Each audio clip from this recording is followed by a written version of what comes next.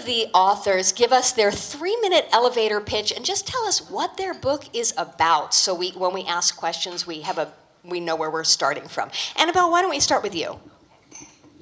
Hello.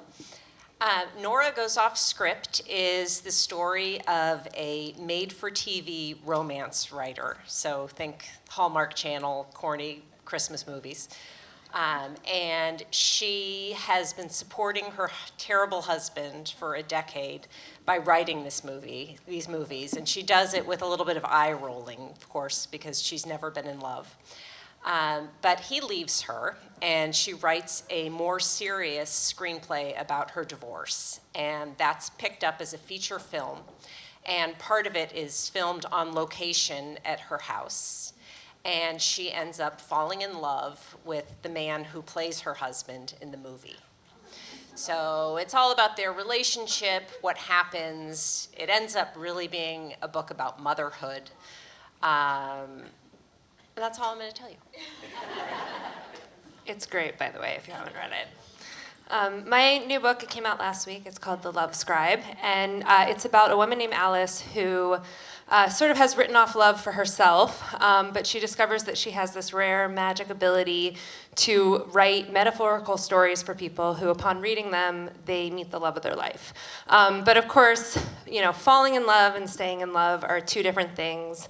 And some of her stories don't go according to plan, and she meets this mysterious woman in the woods who is not who she seems to be, and antics ensue from there. It's hard to talk about, and this came up in the last panel too, it's hard to talk about books that have twists in them. But I've been kind of calling it a meditation on love as opposed to kind of a love story.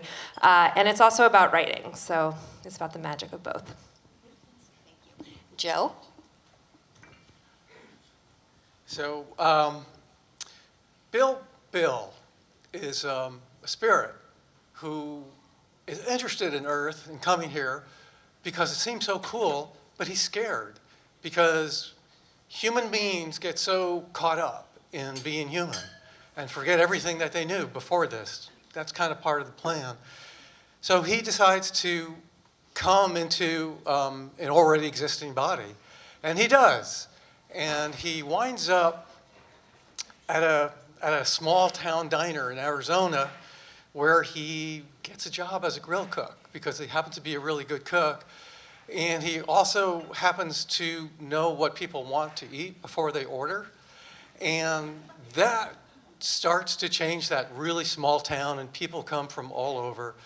And this is really a book about the people there and how Bill changes all their lives. So that was an escalator pitch, not really elevator.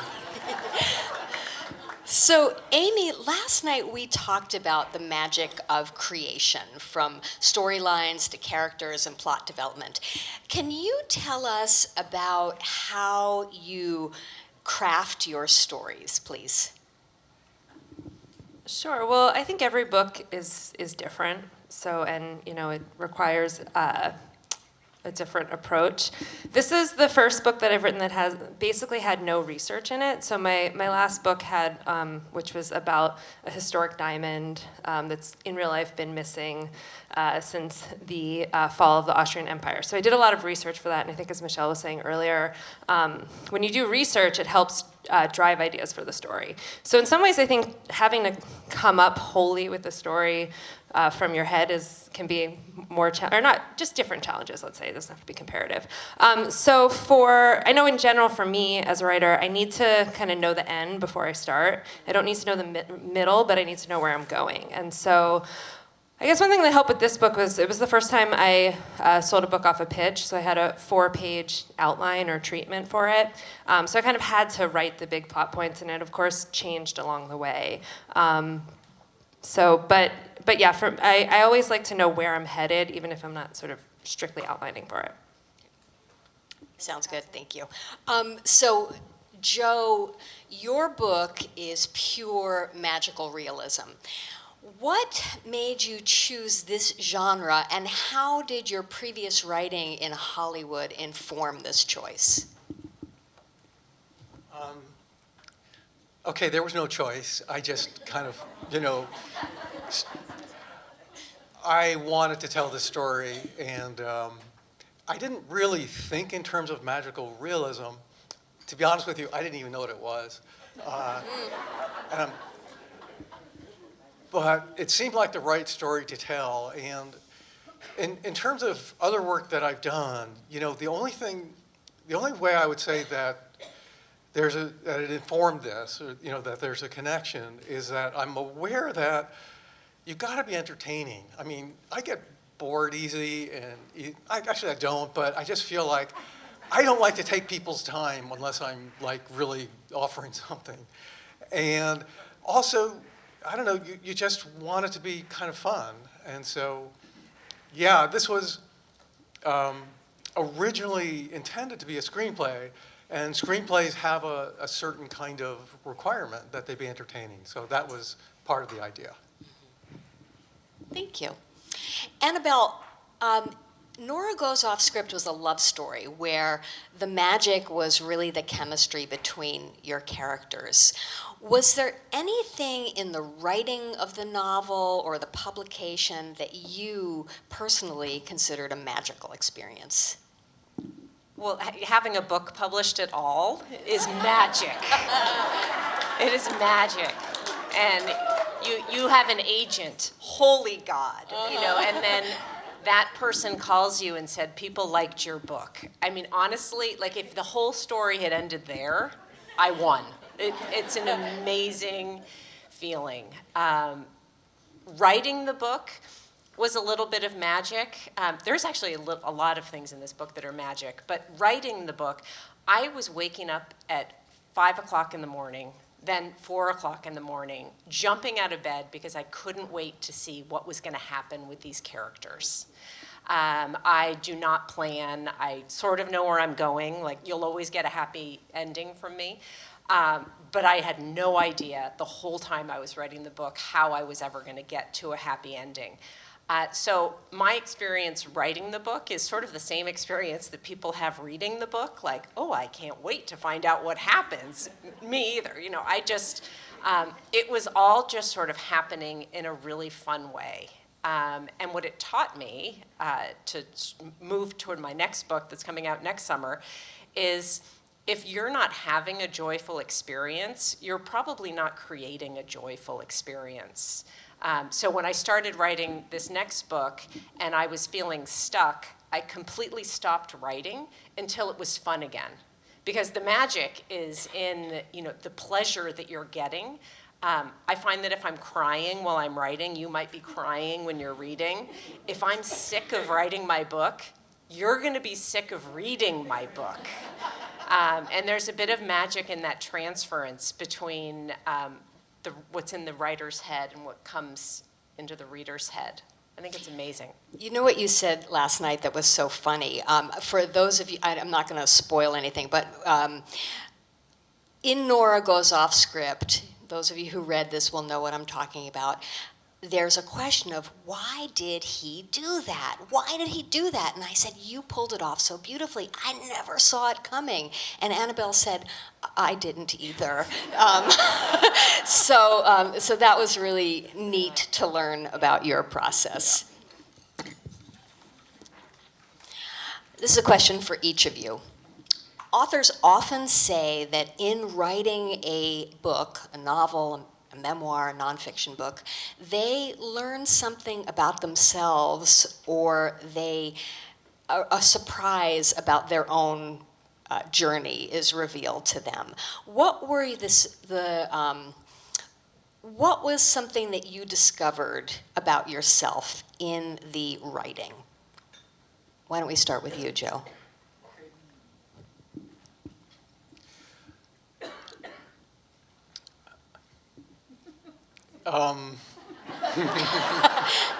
Are you discovering it now?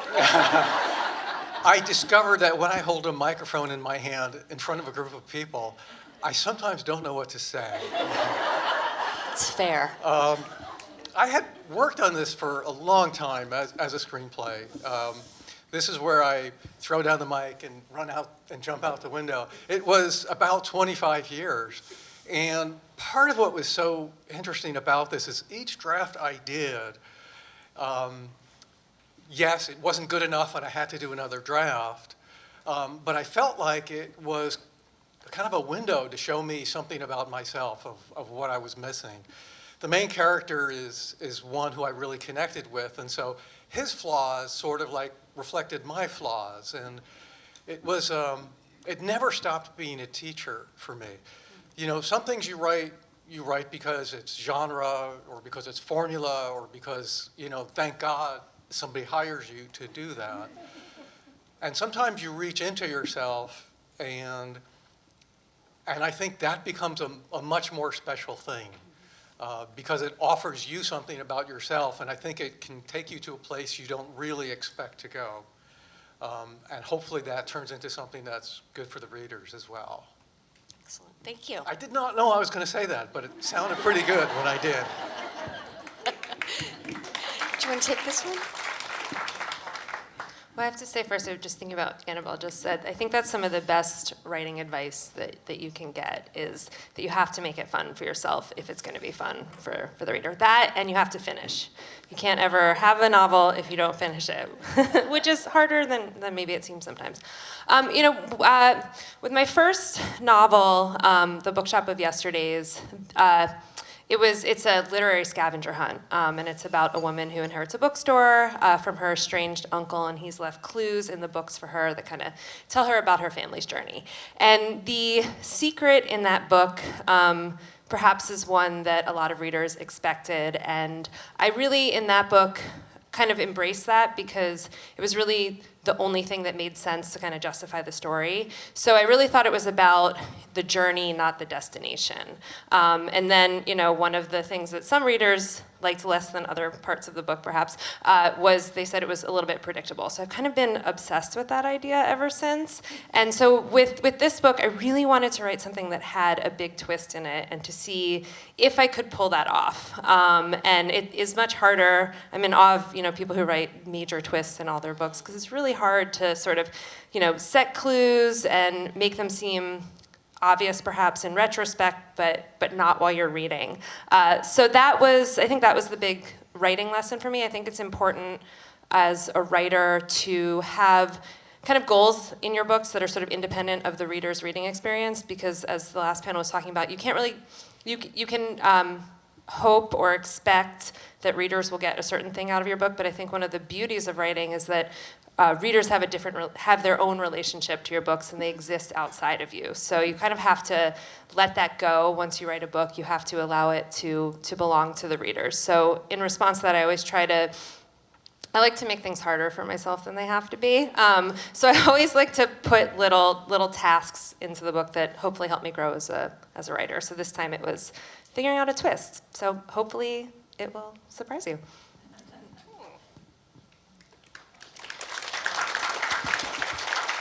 Clapping for me. So I am not like Nora, and the character is not like me. But as I was writing, and I was sort of seeing the story unfold through her eyes, I started to realize how in love I am with my very simple life. I cook a lot of food. I do a lot of laundry. I drive children around. I'm a mom. And I have written a story, now that it's done, about a movie star who falls in love with this woman because of all the beautiful things in her life. And she doesn't really have anything that's beautiful except for the sunrise that, you know, comes up in her front yard every day, and her relationship with her children, and the run she goes on in the morning. And so in writing this book, I really did sort of get an appreciation for how much I do appreciate the free things that are in my life. And I know for sure that if Justin Timberlake met me, he would fall in love with me too, because of all of those things. So stay tuned. It's a matter of time. This is all going to happen. That's great. So, Amy, you talked about sometimes people commenting that the book is predictable. People say all kinds of things on Goodreads. Don't look on Goodreads. Oh, you don't look on Goodreads? Never. That is a discipline because I check it twice daily. Right. But people also say very kind things as well. So I'd love it if you could share the kindest, most meaningful, this is why I do it compliment you have gotten on your work. And why don't we start with you, Amy? Well, yeah, I think, I don't know, perhaps naively, or I didn't realize when I started writing that readers would have, because, in my head the stories are fiction, and even though the characters come alive to me, when I first started writing, or publishing, I should say, I didn't anticipate that they would also come alive for readers as well.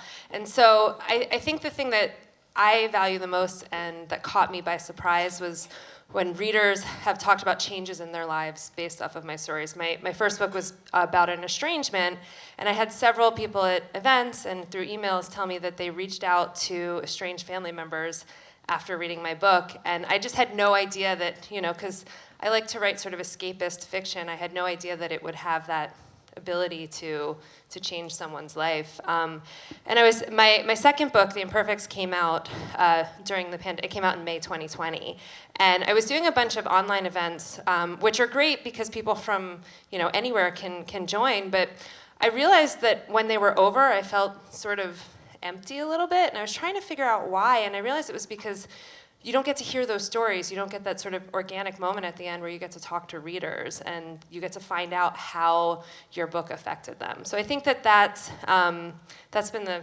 thing that I've really valued is hearing that these stories that have been in my head that are now on paper can have a real life effect on somebody else in a positive way.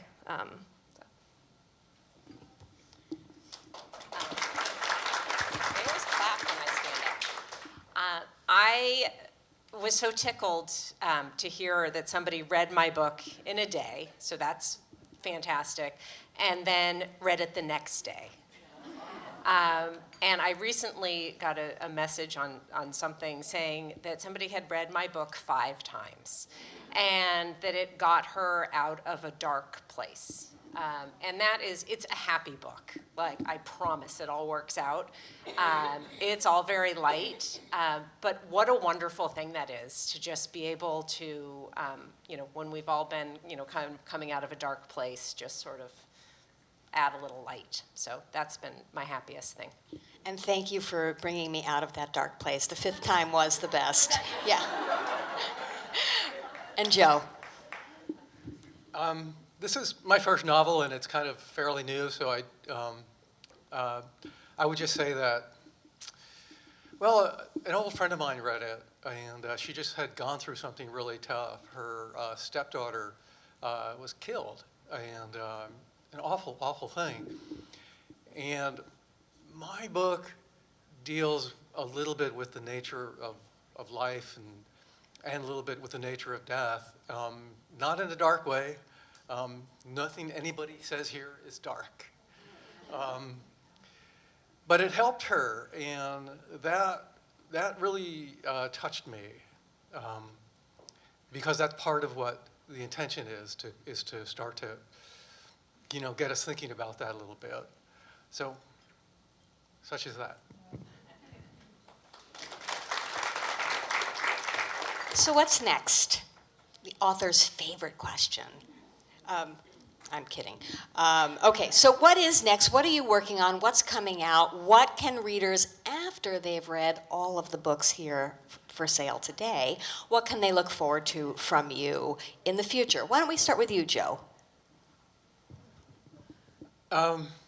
Working on a novel idea. I plan on taking a hot bath. I love Joe. And possibly some screenplay stuff, but we'll see. That's. Amy, why don't we go this way? Oh, okay. Just you choose. So I have a book coming out in June. It's called Same Time Next Summer. And it is about a 30-year-old woman who brings her fiancé home to her parents' beach house to look at a wedding venue and runs into her old boyfriend, the love of her life. And it goes back and forth in time between what happened then and what's happening now. It sort of unravels the mystery about what happened to their family and what's happened to her since and what went wrong in that relationship. If you're going to write a book, do not write a book that goes back and forth in time. I will just tell you, it's 100 times easier to just start on a Monday and end on a Sunday. I won't do that again. And I'm currently working on a book for the following summer that is basically about a professional organizer whose life is a total mess. And we work through that process. I'll let you know how it ends when I find out.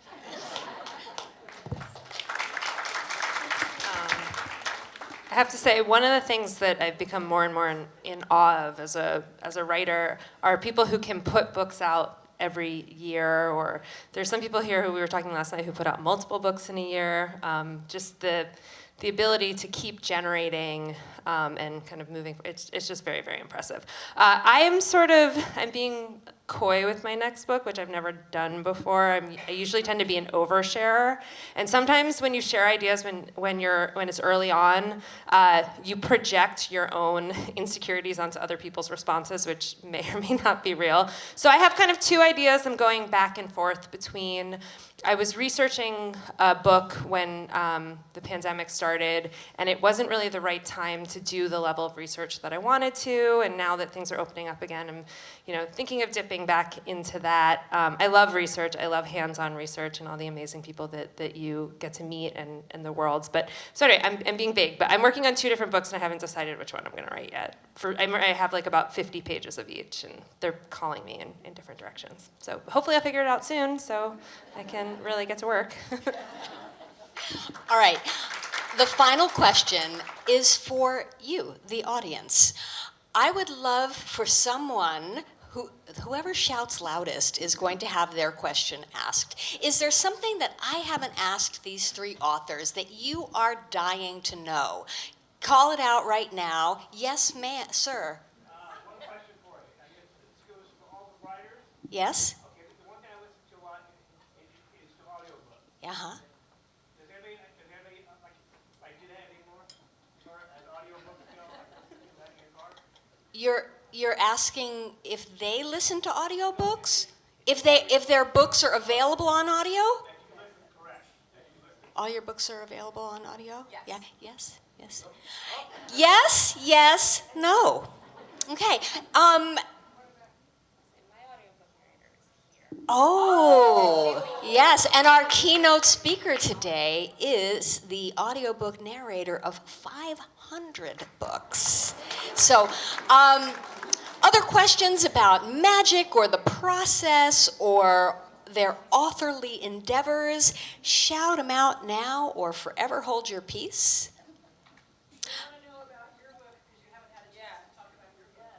Oh, okay. All right. Well, sure.